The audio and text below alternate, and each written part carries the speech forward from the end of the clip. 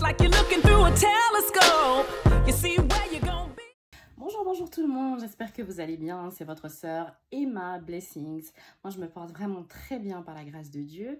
Avant de commencer cette vidéo, je tiens par vous présenter des excuses pour ma longue absence. C'est vrai que ça fait un moment que j'ai pas fait de vidéo et eh bien je m'excuse. Vraiment je prie que le Seigneur m'aide à trouver l'équilibre dans ma vie de tous les jours, à trouver l'équilibre dans ma vie de femme, dans ma vie de mère, dans ma vie de servante de Dieu.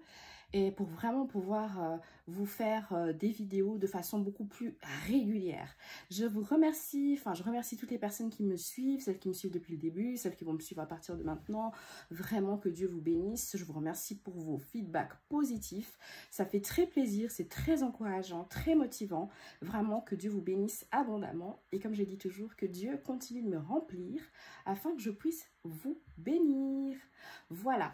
Donc aujourd'hui ce sera une vidéo assez courte où je vais répondre à certaines questions. Je vais répondre à certaines questions que je vous ai posées notamment sur Instagram et pour lesquelles je ne vous avais jamais donné de feedback. Donc ce sera l'occasion pour moi de revenir sur une réponse par rapport à ces différentes questions. Et ensuite je vous ferai aussi part du fait qu'il y aura certains changements qui vont survenir sur ma chaîne YouTube. Il y aura des vidéos comme celles que je fais maintenant qui vont continuer, mais il y aura également des associations avec d'autres personnes, toujours pour l'édification du peuple de Dieu, pour l'édification de toute personne d'ailleurs, où je vais traiter de thématiques diverses, mais où je serai accompagnée par d'autres personnes qui sont expertes dans les domaines, les thématiques que je vais traiter, aborder. Et j'espère que cette formule-là vous plaira également. Donc, je continuerai les vidéos telles qu'elles sont maintenant, mais je présenterai également d'autres contenus et j'espère vraiment que cela va vous plaire. J'ai eu des formations aussi ces derniers temps, ce qui fait que j'étais beaucoup moins disponible. Et certains d'entre vous l'ont vu, l'ont vu également. Je suis en vacances, donc c'est vrai que je sors énormément avec mes enfants. Pour ceux qui me connaissent, vous savez que ma vie de mère, c'est quelque chose de très important pour moi, vraiment prioritaire. J'avais besoin de passer beaucoup de temps avec mes enfants parce que, travaillant à plein temps, je vois peu mes enfants la semaine. Et étant servante de Dieu, je sers à l'église, je participe à plusieurs groupes de prière, que ce soit ceux de l'église et puis un autre aussi qui est en dehors de l'église duquel je fais partie. Ce qui fait que je suis très souvent sollicitée pour prêcher, donc je dois préparer les messages. Certains d'entre vous reçoivent d'ailleurs les messages audio, je continue de les faire circuler régulièrement. Et je dois souvent préparer mes messages, j'ai beaucoup de temps vraiment où je suis dans la présence de Dieu, où je prie et j'ai vraiment peu de temps pour faire les vidéos, mais vraiment comme je disais, que Dieu m'aide à trouver cet équilibre. En tout cas pour moi c'était très important d'accorder la priorité à mes enfants ces derniers temps, mais je vais essayer d'équilibrer les choses pour pouvoir aussi continuer ma présence sur les réseaux sociaux et sur YouTube notamment pour vraiment édifier le peuple de Dieu. Donc, c'est parti pour les réponses aux différentes questions. Il y a de cela quelques temps, je vous avais demandé si vous croyez à la fin de l'église bâtiment. Est-ce que l'église bâtiment, selon vous, était condamnée à mourir? C'est un sondage que j'avais fait sur Instagram. Il y a eu à peu près un 50-50, il y a eu des personnes qui pensent que l'église ne prendra pas fin et puis d'autres personnes qui pensaient que l'église est amenée effectivement à mourir. Mais je crois qu'il y avait quand même une légère petite majorité qui pensait que l'église bâtiment est appelée à mourir. Ma réponse. Et ce n'est pas la meilleure réponse, ce n'est pas la réponse que Dieu m'a donnée, mais c'est la réponse en fait selon moi. C'est que la Bible nous dit une chose qui est très claire, c'est que tout passera, mais la parole de Dieu ne passera jamais. Donc toutes les paroles, toutes les promesses qui sont mentionnées dans la Bible ne passeront jamais, mais tout est amené à passer. Ça veut dire que les choses telles que nous les connaissons dans ce monde, elles vont prendre fin. Tout passera.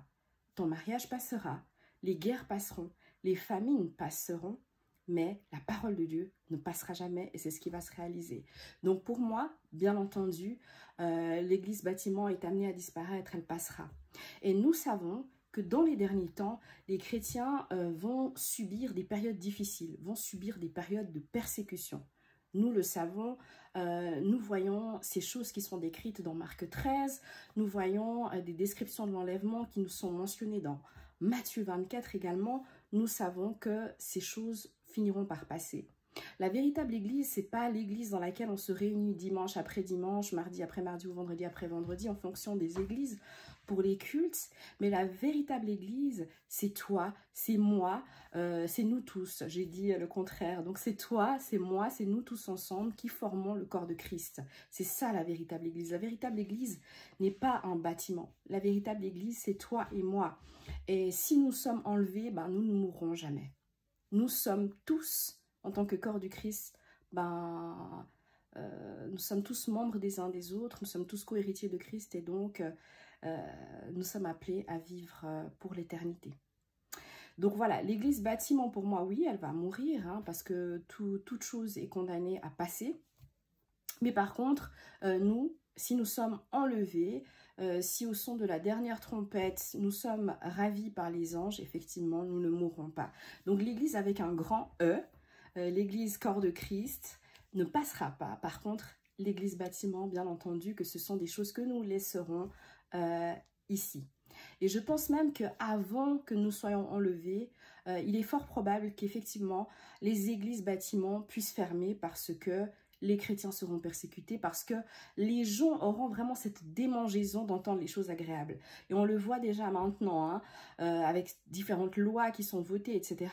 Pour l'instant, les églises peuvent encore rester là, mais nous ne savons pas ce qui se passera dans quelques années. Et il est fort probable que l'église doive se transformer, doivent connaître une nouvelle sorte. Il est fort probable que l'église retourne à une forme d'église primitive où les gens priaient plutôt à la maison que dans les temples comme nous avons actuellement. Alors, on peut dire que c'est dommage, on peut penser que c'est une mauvaise chose, mais moi, je ne fais que vous donner mon interprétation. L'Église va vers des temps qui seront de plus en plus difficiles. Nous l'avons vu avec le coronavirus, nous l'avons vu avec le Covid-19. L'Église n'est pas quelque chose d'éternel et peut être quelque chose qui peut s'arrêter à tout moment. Donc voilà, je pense que pour moi, j'ai répondu à cette question, nous l'avons vu. Donc avec le Covid-19, les églises ont arrêté, les églises bâtiments hein, ont arrêté, mais le corps de Christ était vraiment en communion et ça m'a fait très plaisir parce que ça m'a fait très plaisir que l'église continue, hein, c'est ce que je voulais dire, parce que j'ai vu vraiment les gens se rapprocher de Dieu, les gens retrouver une soif qu'ils n'avaient pas pour Dieu avant. Donc je bénis le Seigneur pour ça. Donc l'église bâtiment pour moi, je le répète, est appelée à mourir, à mon humble avis.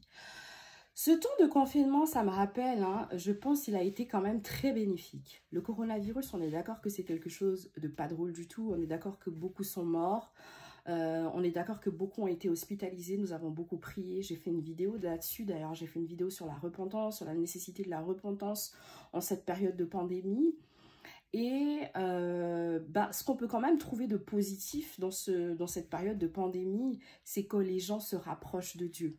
En tout cas pour ma part, la période de confinement, ou le fait que je ne devais plus forcément me lever pour me rendre dans mon bureau, donc pour pouvoir aller travailler, m'a permis vraiment de me rapprocher de Dieu parce que déjà j'avais beaucoup plus le temps. J'avais vraiment beaucoup plus de temps et je bénis le Seigneur pour ce temps-là parce que ça nous a permis, je pense, aux chrétiens de façon générale. Après, vous pourrez me dire aussi dans les commentaires comment vous l'avez vécu, ça m'intéresse.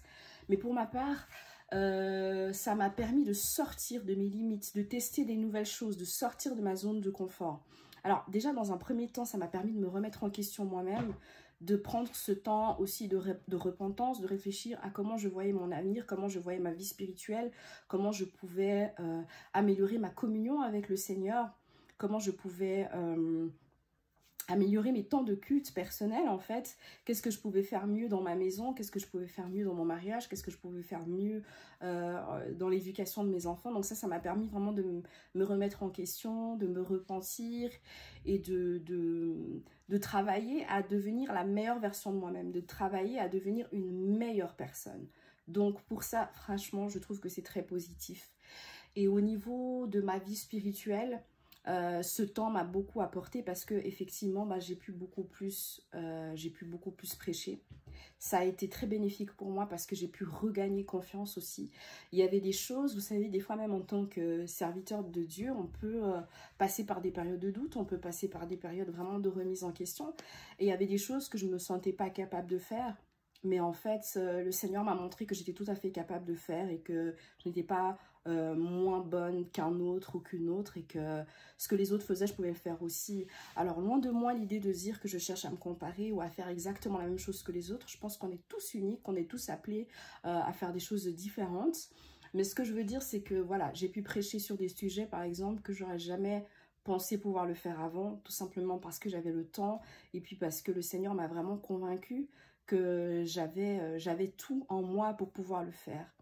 Donc moi j'ai envie de vous encourager à croire en vous, à croire au Seigneur qui vous a appelé, à vraiment lui faire confiance et puis à sortir de votre zone de confort. S'il y a vraiment des choses qui vous tiennent à cœur, que vous voulez faire, je sais pas moi, chanter, peu importe, eh bien toujours en accord avec le Père, eh bien faites-le. Et si il s'agit de faire des choses à l'intérieur de l'Église, bien allez voir vos leaders, allez voir vos responsables et demandez-leur si vous pouvez commencer à faire des choses, mais ne pas dormir avec des dons, des talents qui sommeillent en vous.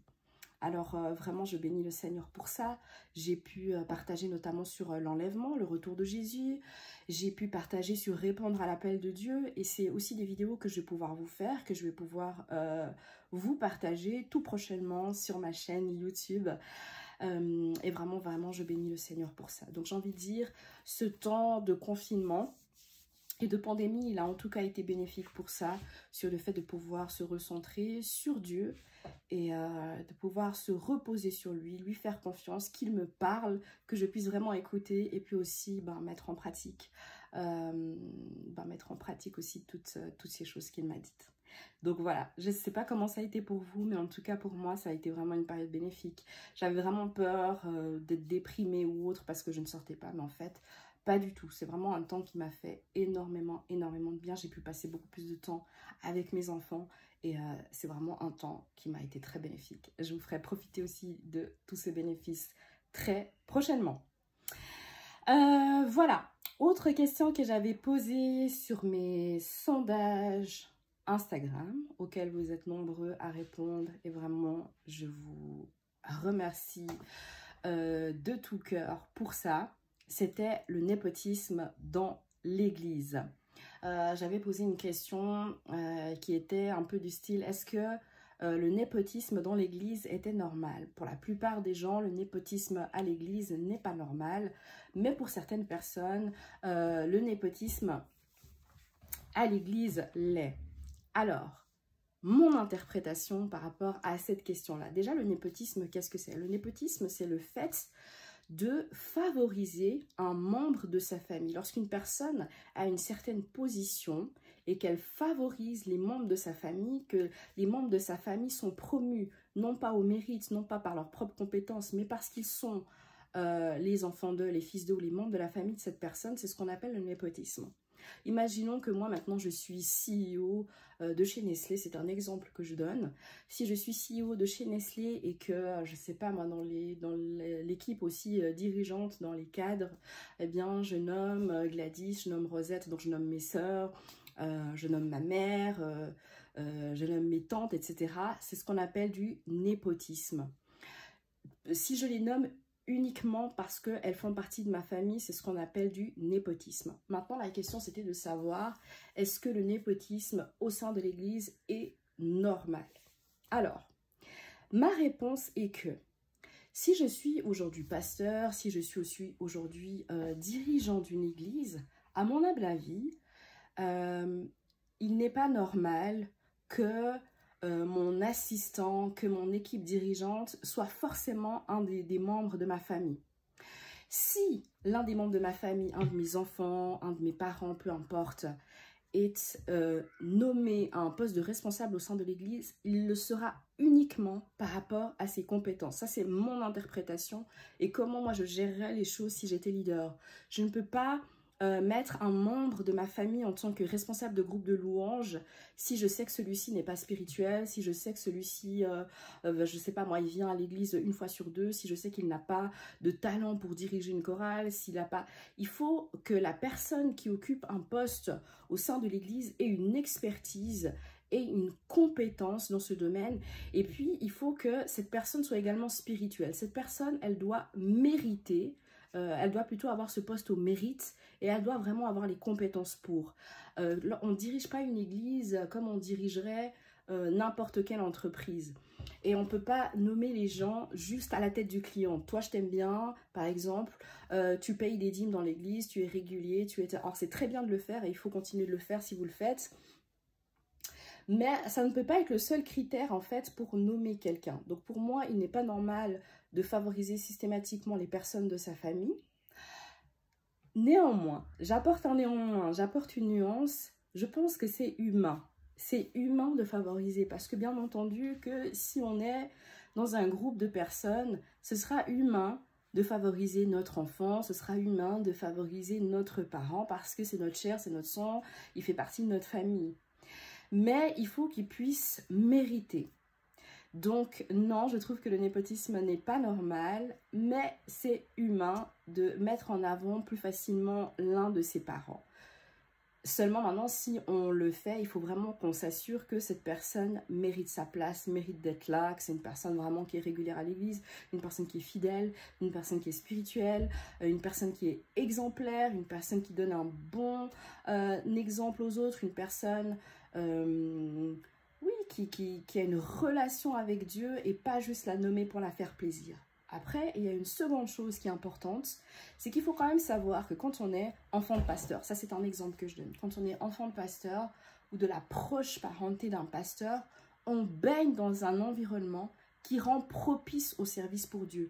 Parce qu'on a souvent des cultes familiaux, on entend la parole, des bas âges, on baigne vraiment dans cet environnement qui fait qu'on est beaucoup plus prédisposé à servir Dieu. Mais ça ne veut pas forcément dire que le pastorat ou autre ministère, hein, parce qu'il y en a d'autres, soit quelque chose d'héréditaire. Je ne pense pas que ce soit héréditaire, mais je pense que le fait d'être enfant de pasteur nous prédispose à servir plus facilement le Seigneur à cause de l'environnement dans lequel on baigne. Ce sera plus compliqué, je pense, pour un enfant de pasteur de dévier ou d'être païen ou d'aller dans le monde que pour une personne de l'extérieur. Donc voilà, ça c'est mon interprétation. Une deuxième chose dans laquelle j'apporte une nuance, c'est que lorsque on sert le Seigneur, lorsqu'on a une relation intime avec le Seigneur, on entre dans ce qu'on appelle une alliance. Typiquement, Abraham, qui est un personnage de la Bible qui m'inspire énormément ces temps. Abraham est l'exemple même de l'homme de Dieu qui est rentré dans une alliance avec le Seigneur. Puisque Abraham a ouvert une porte, en fait, dans laquelle il a entraîné toute la lignée après lui à avoir une alliance avec Dieu. Lorsque l'on prie aujourd'hui, on prie toujours le Dieu d'Abraham, d'Isaac et de Jacob, parce que Abraham a ouvert la porte et la bénédiction d'Abraham est descendue sur Isaac, celle d'Isaac est descendue sur Israël, celle d'Israël est descendue sur Joseph, etc., etc., sur Manassé, etc. Donc, oui, lorsque l'on sert le Seigneur, on invite, en fait, on fait entrer sa famille dans une alliance générationnelle. Tout ce qu'on pose comme acte devant l'Éternel a des conséquences au niveau spirituel. Et la Bible nous dit même dans le livre de Exode 34, verset 7, que le Seigneur, il va conserver son amour jusqu'à la 1000e génération. C'est-à-dire que lorsque l'on pose des actes pour le Seigneur, lorsque l'on s'engage dans une alliance avec le roi des rois, notre lignée est bénie pour 1000 générations. Donc pour moi, il n'est pas étonnant qu'un enfant de pasteur, qu'un enfant de prophète, qu'un enfant de docteur devienne également par la suite prophète, docteur, pasteur, évangéliste, apôtre, etc., etc. Parce que les actes que nos ancêtres posent ont des répercussions sur nos vies.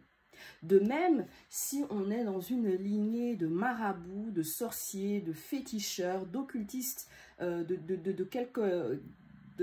toutes sortes, ça a également des conséquences sur notre descendance et sur notre lignée directe. Et si nous ne brisons pas ces liens-là, ces liens de malédiction, ces liens d'occultisme, eh bien ce sont des choses qui vont nous suivre, qui vont suivre nos enfants, etc., etc.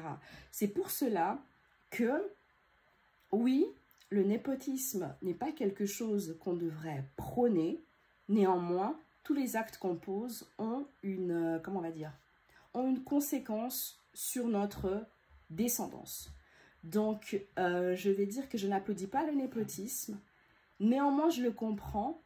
Et des fois, c'est pas forcément du népotisme, mais c'est juste qu'en tant que leader, en tant que responsable dans une église, on est aussi conduit par l'Esprit de Dieu. Enfin, normalement, si on travaille bien, on est conduit par l'Esprit de Dieu, ce qui nous pousse à voir quelle est la personne la plus appropriée pour reprendre la vision, pour reprendre la direction de tel ou tel département. Et puis, des fois, il peut arriver que ce soit un de nos parents, il peut arriver que ce soit un de nos enfants, parce que l'Esprit du Seigneur nous montre que telle personne, c'est vraiment la personne qui est la plus à même de reprendre le flambeau. Mais pour moi, il est très important que la personne qui reprend la tête d'une église, la tête d'un département ou qui occupe quelconque responsabilité ait une relation avec le roi des rois. C'est le plus important et c'est vraiment ça. Si la personne recherche la face de Dieu, si la personne a une rencontre personnelle, parce que la rencontre personnelle que ton père, que ta mère a eue n'est pas la rencontre personnelle que toi tu auras. Chacun rencontre le Seigneur à un moment donné d'une manière ou d'une autre. Parce qu'on est tous appelés d'une manière différente et donc le népotisme n'a pas sa place. On doit vraiment rester spirituel, même si des fois c'est un peu plus tentant et même si après des fois en tant qu'être humain, là je me mets dans la peau du parent puisque je suis aussi parent. C'est clair que ça fait toujours plaisir que nos enfants réussissent, c'est clair que ça fait toujours plaisir et c'est toujours un honneur que ce soit un membre de notre famille directe qui accède à une position de pouvoir ou qui soit promu. C'est toujours une fierté et on ne va pas se mentir. Mais il faut que les choses se fassent dans l'ordre parce que Dieu est un Dieu d'ordre et non de désordre. On ne peut pas juste dire « Ah bah tiens, ça me ferait plaisir, ce sera un honneur pour moi », alors que c'est une personne qui ne vient jamais à l'église, alors que c'est une personne qui est impudique, alors que c'est une personne qui vit une vie de désordre. On n'est pas là dans l'église pour faire plaisir aux gens et pour vivre une vie de compromission. Donc non, népotisme n'est pas spirituel, on va dire, comme attitude. Néanmoins, ça reste humain et nous sommes tous des humains. Donc voilà. Je vous avais également posé une question par rapport à est-ce que l'ami de ton ennemi peut être ton ami? Alors, plusieurs choses à dire par rapport à ça. Parce que tout est une question d'interprétation aussi. Qu'est-ce qu'on entend par ennemi? Qu'est-ce qu'on entend par ami? Je pense que c'est une question qu'il faut beaucoup nuancer. Après, moi, volontairement, je ne l'avais pas nuancée. Mais déjà, ce qu'on peut dire par rapport à l'énoncé, c'est que les termes qui ont été choisis étaient volontairement forts. En tant que chrétien, c'est déjà pas normal d'avoir des ennemis. Donc, la formulation, je pense qu'elle était volontairement provocatrice. Mais pour la plupart, vous avez joué le jeu et c'était intéressant d'avoir vos... Comment on va dire? Pas juste les réponses, mais d'avoir le raisonnement qui va avec derrière. Donc, plusieurs personnes, je leur ai demandé de développer un petit peu leur raisonnement derrière. Et j'ai vraiment trouvé intéressant ce que les gens amenaient. Ma réponse, mon interprétation par rapport à ça, le livre des psaumes 1... nous dit que heureux l'homme qui ne vit pas selon le conseil des méchants, qui ne s'associe pas aux moqueurs. Je pense qu'en tant que chrétien, en tant qu'être humain déjà, c'est extrêmement important de choisir avec soin ses fréquentations. C'est primordial, c'est capital, parce que nous sommes le reflet des personnes que nous reflétons. Rien que dans notre manière de parler, hein, ça reflète souvent les personnes qu'on côtoie, notre raisonnement. On dit que nous sommes la somme des 5 personnes que nous fréquentons le plus. Donc en tant qu'être humain, on ne peut pas comment on va dire, on ne peut pas se permettre de fréquenter n'importe qui parce que nos fréquentations en disent long sur qui nous sommes. Dis-moi qui tu fréquentes, je te dirai qui tu es. La Bible nous dit, les mauvaises compagnies corrompent les bonnes mœurs. Donc, si tu es en mauvaise compagnie, tôt ou tard, ça va déteindre sur toi. Tu ne peux pas juste dire, oui, alors moi, je marche avec telle personne qui est impudique, mais moi, je ne suis pas impudique, je vais la gagner. Au bout d'un moment, en fait, tu parles à la personne. Parce que tu aimes la personne, sinon tu ne la fréquenterais pas. Tu lui donnes des conseils, mais si cette personne ne veut pas écouter, il y a un moment donné où il va falloir t'éloigner de cette personne. Même si c'est une séparation qui fait mal. Je vous rappelle aussi la dernière vidéo que j'avais faite, donc juste avant celle-ci, il y a des séparations qui procurent la paix. Et ça, c'est vrai. Pour en revenir à la question de base, est-ce que l'ennemi de ton ami peut être ton ami ? Je répondrai de façon très simple dans un premier temps, puis après je vais un peu développer. Je répondrai de façon très simple en disant non. Bon, premièrement, comme je disais en introduction, en tant que chrétien, on ne peut pas avoir d'ennemis. Ce n'est pas un langage qui est correct de dire que voilà, je déteste cette personne, j'ai la haine contre cette personne, c'est mon ennemi. Donc, ce n'est pas un langage correct. Par contre, on est des êtres humains et nous pouvons avoir des personnes avec lesquelles nous avons moins d'affinité. Nous pouvons avoir des personnes avec lesquelles nous ne nous entendons pas bien. Par contre, ce qui arrive très fréquemment, c'est que des personnes nous détestent, des personnes nous jalousent ou des personnes ne nous apprécient pas. Mais j'envisage très mal le fait que l'un de mes amis, et je ne parle pas juste d'un copain ou d'une copine, mais vraiment d'un ami, ça veut dire une personne qui est très proche de moi, une personne qui est intime de moi, soit également proche d'une personne qui éprouve de la haine envers moi, d'une personne qui me déteste. Je pense que un de mes amis peut s'entendre, peut bien s'entendre avec une personne qui ne m'apprécie pas trop. Par contre, je conçois mal que la personne que j'appelle mon ami, la personne peut-être en qui je me confie, la personne qui connaît des choses intimes sur moi, ait une très bonne relation avec une personne qui, de façon très explicite et très claire, me déteste, de façon très claire et très explicite, a de la haine contre moi. Je pense que en tant que être humain, il y a des moments où on doit savoir simplement se positionner et dire, mon cher, ma chère, ce que tu dis ne se dit pas. Mon cher, ma chère, stop. On doit être des personnes qui savent mettre des limites. Ben voilà, tu critiques, je sais pas, une personne que j'apprécie énormément, mais tu dis des choses que je sais pertinemment qui, moi, sont fausses, je dois pouvoir te stopper. Et si malgré mes stops, malgré mes avertissements, tu continues, je ne peux plus te fréquenter. Si on sait délibérément que cette personne, elle a des mauvaises intentions vis-à-vis de notre ami, la logique voudrait, le bon sens voudrait qu'on arrête de la fréquenter. Alors, il y a déjà le fait qu'on peut, il y a plusieurs cas de figure. On peut être celui qui va amener la réconciliation. Et si on y arrive, gloire à Dieu. Parce que la Bible nous demande de rechercher la paix et la sanctification avec tous. Jésus-Christ est venu pour qu'on soit réconcilié avec le Père. Et si nous aussi, nous pouvons réconcilier les personnes ensemble, gloire à Dieu.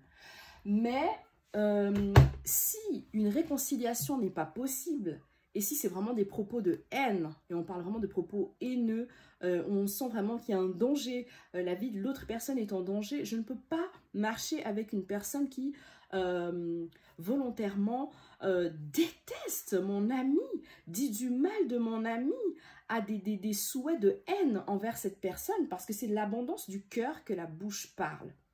Donc, je pense qu'on doit choisir avec soin nos fréquentations, et à un moment donné, en tant qu'être humain et en tant que chrétien, on doit aussi savoir se positionner et dire stop. Et même si on n'ira pas dire à notre ami, telle personne a dit ça sur toi, je l'ai recadré, on doit pouvoir être en mesure de recadrer cette personne quand on parle avec. On doit pouvoir être en mesure de savoir mettre des limites, de dire non. Et je pense que d'autant plus en tant qu'enfant de Dieu, on doit montrer l'exemple. On doit vraiment montrer l'exemple et ne pas cautionner certaines choses, ne pas laisser nos oreilles être polluées par certaines choses. Ce n'est pas à la gloire de Dieu. Ce n'est vraiment pas à la gloire de Dieu.